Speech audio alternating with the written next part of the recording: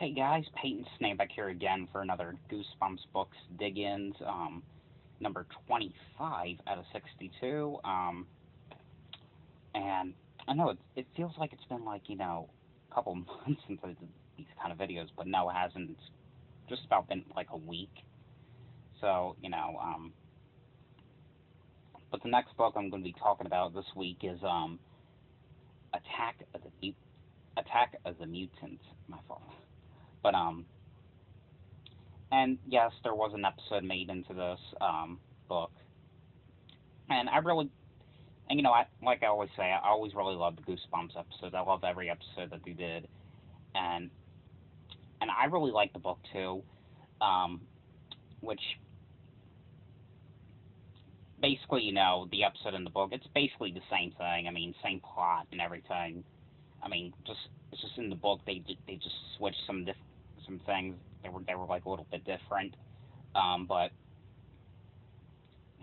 this one is it's about this boy named Skipper Matthews. He's like a collection. He has a collection of comic books, like a hoarding type collection, like me, because I like to collect DVDs and Blu-rays. But he's basically obsessed with collecting a comic book.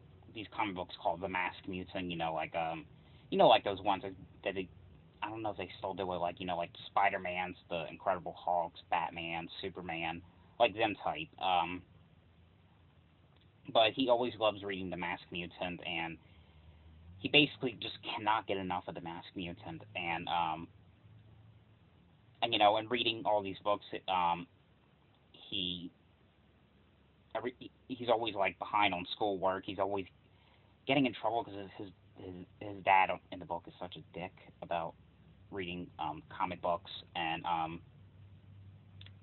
one day he takes a bus ride to supposed to go to his orthodontist appointment, and he goes into like a strange part of town that he's never been before, and he discovers the mutant headquarters, that's in the comic book, and he's like, this can't be. I mean, why am I seeing this? This can't be the headquarters. I'm out. I must be reading too much books or something. And he's thinking, well, this can't be possible. And he's got a friend named Wilson, and he's like, well, maybe whoever made the comic books, maybe they thought maybe it looks perfect for the mutants headquarters and stuff. And Skipper is obsessed with seeing this like headquarters, and I think he goes the next day, and it's like vanished. It just disappeared. And he's getting a lot of new comic books in the mail often. Cause I think he only gets them once a month in the book, but he's getting them very often. And when every of these newer books that's been coming out lately, they're like for example, there's one scene when the book is the comic book. It's like I put an invisibility curtain around the headquarters so no one can see me, and there happens to be one.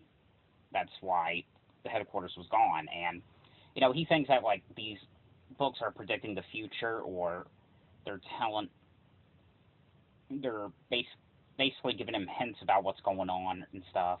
But it was like a very good book. It was very freaking creepy. It was almost like I don't know what you would call it.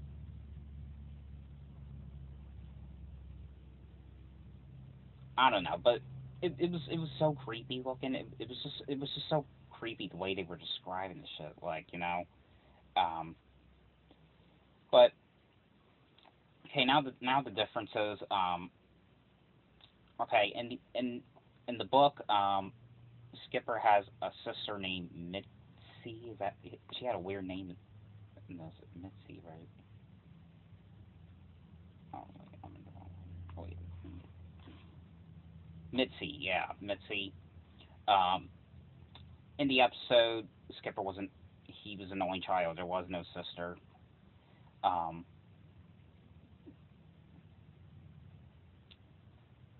in the episode, his friend Wilson he collects rocks. in the book, he collects rubber stamps, you know, like them things that you put like ink pads on them and go like that. What else? In in the episode, he goes back to that place, that exact same place where he saw the headquarters. He goes back to that area the next day. In the book, he goes back a week later. Um,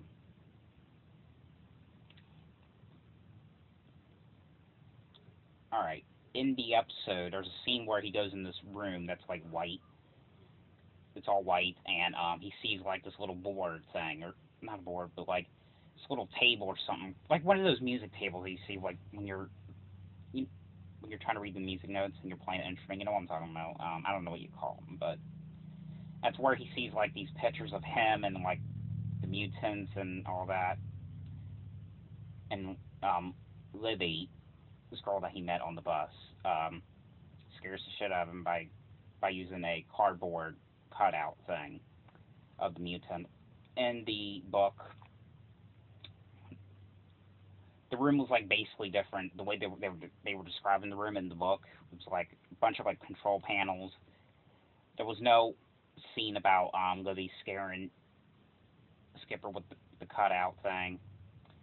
Um,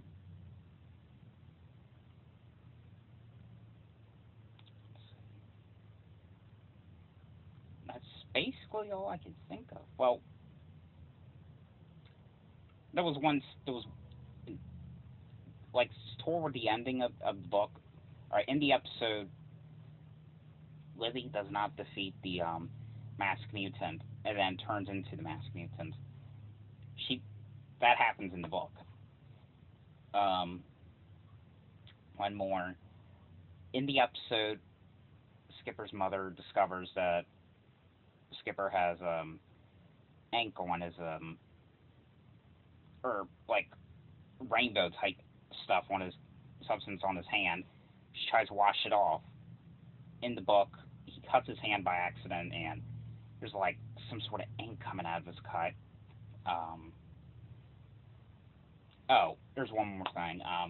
In the episode, he Skipper tells the masked mutant how to defeat Elastic Boy, aka Skipper. Or yeah, in the episode he tells him, and the masked mutant basically melts. In the book, yeah, he tells the mutant, and then the mutant just disappears because it says something about that once he turns himself into kind of like some sort of like acid, he cannot change himself back to normal again. But yeah, but that's pretty much my review on this one. So yeah, so that was number 25 out of 62. So I hope you guys enjoyed this video. Thanks for watching, and I'll see you guys later. Bye.